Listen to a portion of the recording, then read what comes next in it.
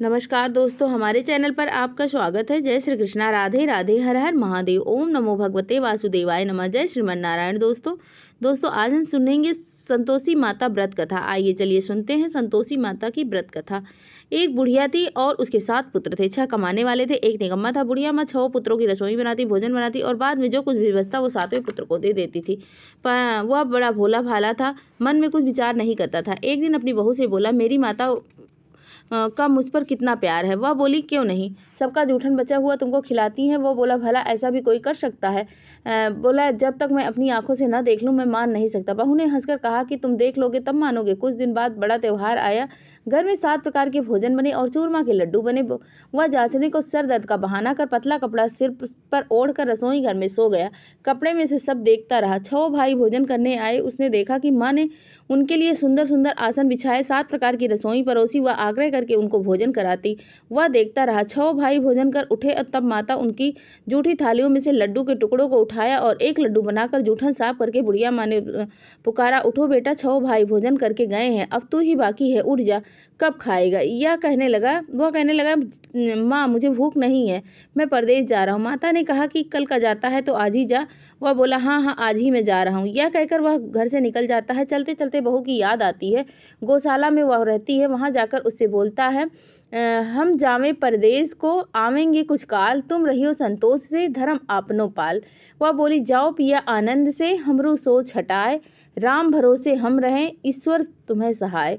देख निशानी आपनी, देख धरू मैं धीर, सुध हमरी मत विसारियो, राखियो मन गंभीर। वह बोला, मेरे पास तो कुछ नहीं है, यह अंगूठी है, तू रख ले और अपनी कुछ निशानी मुझे दे दे। वह बोली, मेरे पास क्या है, यह गोबर भरा हाथ है। यह कहकर उसने उसकी पीठ पर गोबर के हाथ को थाप दिया। वह चल दिया। चलते चलते दूर देश में पहुंचा। वहां पर एक साहूकार की दुकान थी। वहां जाकर कहने लगा कि भाई मुझे नौकरी पर रख लो। साहूकार को जरूरत थी। वह बोला, रह जा। लड़के ने पूछा, तनख्वाह क्या दोगे? साहूकार ने कहा, काम देखकर दाम मिलेगा। साहूकार के यहाँ नौकरी मिली। वह सवेरे 7 बजे से देर रात नौकरी करने लगा। कुछ दिनों में दुकान का सारा लेन देन, हिसाब किताब, ग्राहकों को माल बेचना, सारा काम करने लगा। साहूकार के 7-8 नौकर थे। वे सब चक्कर खाने लगे और बोले कि बहुत होशियार बन रहा है। सेठ ने भी काम देखा और 3 महीने में आधे मुनाफे का साझेदार बना दिया। वह 12 वर्ष में ही नामी सेठ बन गया और मालिक सारा कारोबार छोड़कर उसे बाहर चला गया। अब बहू को सास ससुर दुख देने लगे। सारी गृहस्थी का काम करा के लकड़ी लेने जंगल में भेजते। इस बीच घर की रोटियों के आटे में से भूसी निकलती थी, उससे रोटी बनाकर रख देते थे और फूटे नारियल के खोपरे में पानी। इस तरह दिन बीतते रहे। एक दिन वह लकड़ी लेने जा रही थी कि रास्ते में बहुत सी स्त्रियां संतोषी माता का व्रत करती हुई दिखाई पड़ी। वह खड़ी होकर कथा सुनकर बोली, बहनों, यह तुम किस देवता की व्रत कर रही हो? इसको करने से क्या होता है? इस व्रत के करने से क्या विधि है? यदि तुम अपने व्रत की विधि मुझे भी बतला दोगी तो मैं भी तुम्हारा एहसान मानूंगी। तब उनमें से एक स्त्री बोली, सुनो, यह संतोषी माता का व्रत है। इसके करने से निर्धनता दरिद्रता का नाश होता है, लक्ष्मी आती है, मन की चिंताएं दूर होती हैं, घर में सुख होने की प्रसन्नता होती है और शांति मिलती है। निपुत्र को पुत्र मिलता है, प्रीतम बाहर गया है तो जल्दी आ जाता है, कुंवारी कन्या को मनपसंद वर मिलता है, राजद्वारे में बहुत दिनों से मुकदमा चलता है तो वह खत्म हो जाता है, सब तरह के सुख शांति हो जाते हैं, घर में धन जमा हो जाते हैं, पैसे जायदाद का लाभ होता है, रोग दूर हो जाते हैं और जो कुछ भी मन की कामना होती है उस संतोषी माता की कृपा से पूरी हो जाती है। इससे कोई संदेह नहीं है। वह पूछने लगी, यह व्रत कैसे किया जाता है और यह हमें भी बतलाओ तो आपकी बड़ी कृपा होगी। स्त्री कहने लगी, 1.25 रुपये का गुड़ चना लेके इच्छा तो 5.25 रुपये का ले आना या 11 रुपये का ले आना, अपनी सहूलियत के हिसाब से ले लेना, बिना परेशानी के श्रद्धा और प्रेम से जितना बन सके मंगवा लेना। रुपये से 5.25 रुपये तथा इसमें से भी ज़्यादा और भक्ति अनुसार लेना। हर शुक्रवार को निराहार रहकर कथा कहना सुनना, इसके बीच क्रम टूटे नहीं, लेकिन लगातार नियम पालन करना। सुनने वाला कोई न मिले तो घी का दीपक जलाकर उसके आगे जल के पात्र को रखकर कथा कहानी कहना। नियम ना टूटे जब तक कार्य सिद्ध ना हो जाए, नियम पालन करना। कार्य सिद्ध हो जाने पर ही व्रत का उद्यापन करना। 3 मास में माता अवश्य फल देती है। यदि किसी के खोटे ग्रह को हो तो भी माता 1 वर्ष में अवश्य कार्य को सिद्ध कर देती है। कार्य सिद्ध होने के उद्यापन करना चाहिए, बीच में नहीं उद्यापन करना चाहिए। और 2.5 सेर उद्यापन में 2.5 सेर आटा, खाजा, इसी परिणाम खीर तथा चने का साग रखना चाहिए। 8 लड़कों को भोजन कराना चाहिए। जहाँ तक मिले देवर जेठ भाई बंधु कुटुंब के लड़के लेना चाहिए, ना मिले तो रिश्तेदार और पड़ोसियों के लड़के बुलाना चाहिए, उन्हें भोजन कराना चाहिए, यथाशक्ति दक्षिणा दे, माता का व्रत श्रद्धा पूर्वक करना चाहिए। उस दिन घर में कोई खटाई न खावे। यह सुनकर बुढ़िया के लड़के की बहू चल दी, रास्ते में लकड़ी को बेच दिया और उन पैसों से गुड़ चना लेकर आई, व्रत की तैयारी कर आगे चली और सामने मंदिर देखकर पूछी कि यह किसका मंदिर है। सब कहने लगे कि यह संतोषी माता का मंदिर है। यह सुनकर माता के मंदिर में जाकर चरणों में लौट गई और दीन होकर विनती करने लगी, माँ मैं निपट मूर्ख हूँ, व्रत के कुछ नहीं जानती, मैं बहुत दुखी हूँ। हे माता जगजननी, मेरा दुख का निवारण करो, मैं तेरी शरण में आई हूँ। माता की दया आई। एक शुक्रवार बीता, दूसरे शुक्रवार बीता कि तीसरे शुक्रवार को उसके पति का पत्र आया और तीसरे को उसका भेजा हुआ पैसा भी आ गया पहुंचा।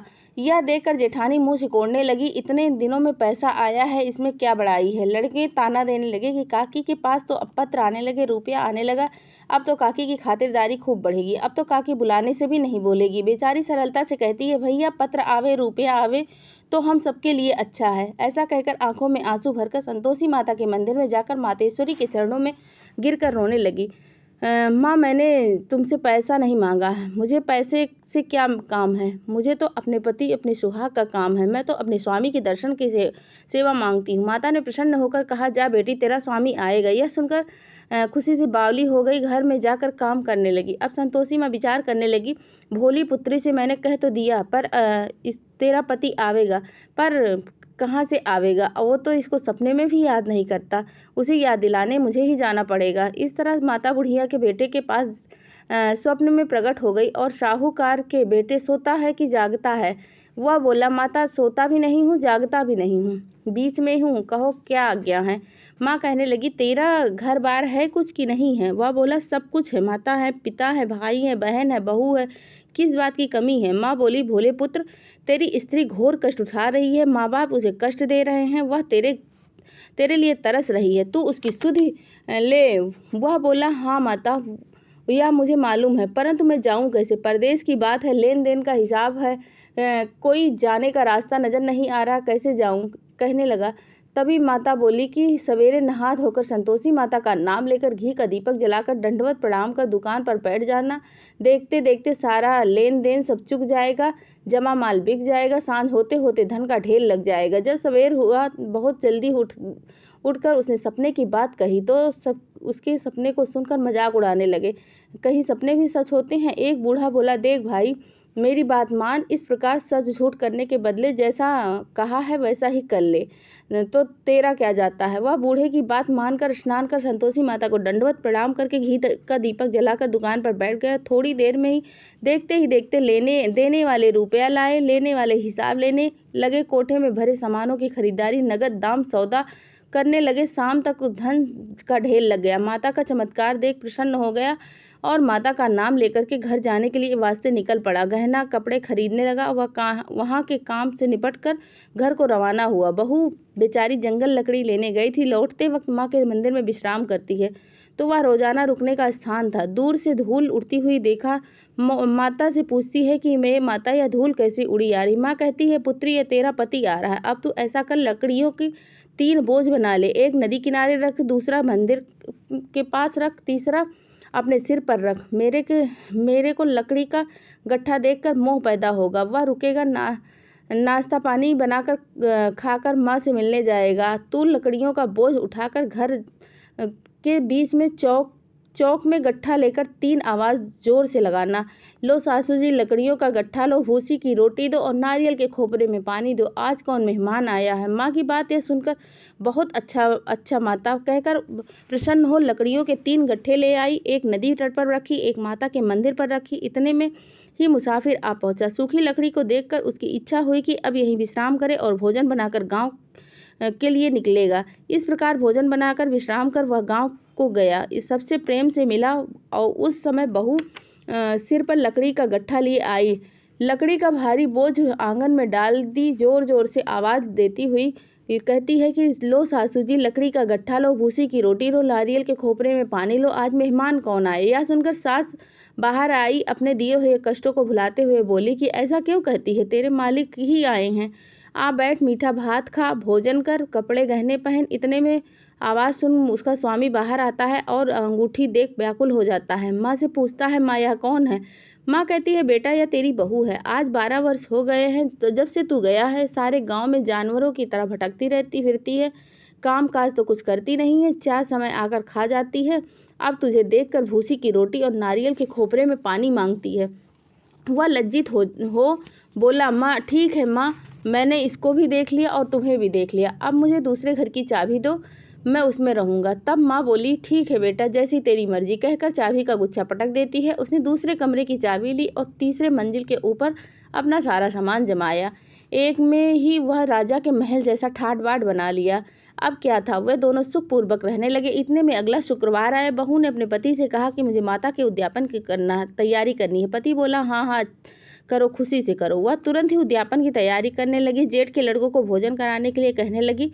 उसने किया, परंतु पीछे से जेठानी अपने बच्चे को सिखाने लगी कि देखो, भोजन के समय सब लोग खटाई मांगना, जिससे उसका उद्यापन पूरा ना हो। लड़के जमीन जीमने आए, खीर पेट भरकर खाई, परंतु याद आते ही कहने लगे कि हमें कुछ खटाई दो, खीर खाना हमें भाता नहीं है। देखकर अरुचि होती है। बहू कहने लगी कि खटाई नहीं मिलेगी, पैसा, तो वो बोले पैसा लाओ। भोली बहू व्रत की विधि कुछ जानती नहीं थी, सो उनको पैसा दे दी। लड़के उसी समय जा कर के इमली लेकर आए और देखकर बहू पर माता कोप किया।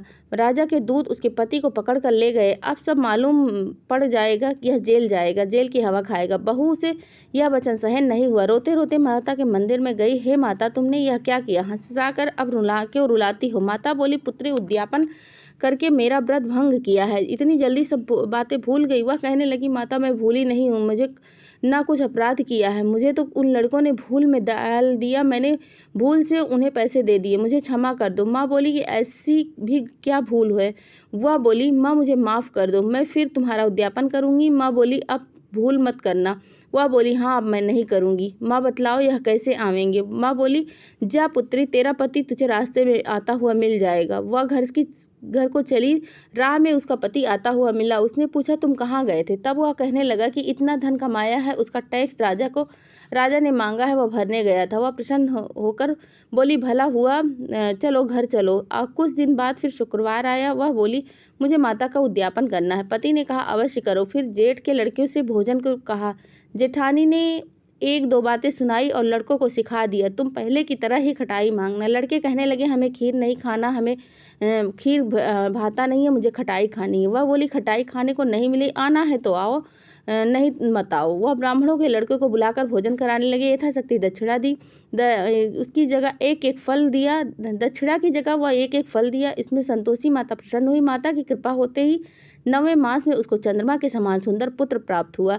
पुत्र को लेकर प्रतिदिन माता जी के मंदिर जाने लगी। माँ ने सोचा कि यह रोज रोज आती है, क्यों ना मैं आज इसके घर चलूं, इसका आसरा देखूं। तो वह सही विचार करके माता ने भयानक रूप बनाकर गुड़ और चने से सना ऊपर सूंड के समान ओट, उस पर मक्खियां भिनभिना रही थी। दहलीज में पांव रखते ही उसकी सास चिल्लाई, देखो रे देखो, कौन चुड़ैल डायन आई है, लड़को इसे भगाओ, नहीं तो किसी को खा जाएगी। लड़के डरने लगे और चिल्लाकर खिड़की बंद कर दिए।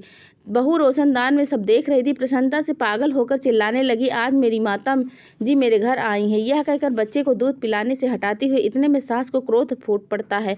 बोली, इसे देखकर कैसी उतावली हो रही है, जो बच्चे को भी पटक दिया। इतने में माँ के प्रताप से जहाँ देखो वहीं लड़के ही लड़के नजर आने लगे। वह बोली, माँ जी, मैं जिनका व्रत करती हूँ वही संतोषी माता है। इतना कह झट से सारे घर में के किवाड़ खोल दिए। सबने माता जी के चरण पकड़ लिए और विनती कर कहने लगे, हे माता, हम मूर्ख हैं, हम अज्ञानी हैं, पापी हैं, तुम्हारे व्रत की विधि हम नहीं जानते हैं, तुम्हारा व्रत भंग कर हमने बहुत बड़ा अपराध किया। हे माता, आप हमारा अपराध क्षमा करो। इस प्रकार माता प्रसन्न हुई। माता ने बहू को जैसा दिया वैसा ही सबको देना। जय संतोषी माता की।